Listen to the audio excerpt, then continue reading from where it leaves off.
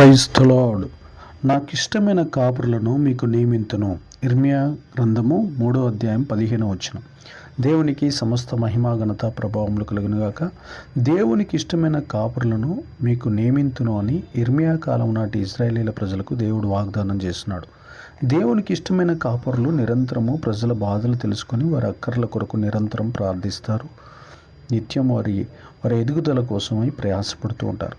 వారి బాధల్లో ప్రతి మనిషిని ఆదరిస్తారు, నిరాశలలో ధైర్యపరుస్తారు, వేదనల్లో వాక్యం చెప్పి బలపరుస్తారు. ప్రజల క్షేమం కొరకు ఉపవాసాలుండి వారి ఆత్మీయ అక్కర్ల కొరకు దేవుని యొద్ద కనిపెట్టుకుని ఉండి దైవ దర్శనాలు పొంది దేవుని పిల్లలను ప్రోత్సహిస్తారు.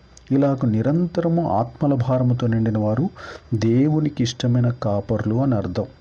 పరిశుద్ధాత్మ నడిపింపును విడిచి రాజకీయ నాయకుల కాళ్లకు మడుగులు ఎత్తేవారు, డబ్బుల కోసం ఫారినర్స్ చుట్టూ తిరిగేవారు, తిండి కోసం పరిగెత్తేవారు, ప్రజల క్షేమం వదిలి నిద్రించేవారు ఎప్పటికీ దేవునికి ఇష్టమైన కాపర్లు కాలేరు.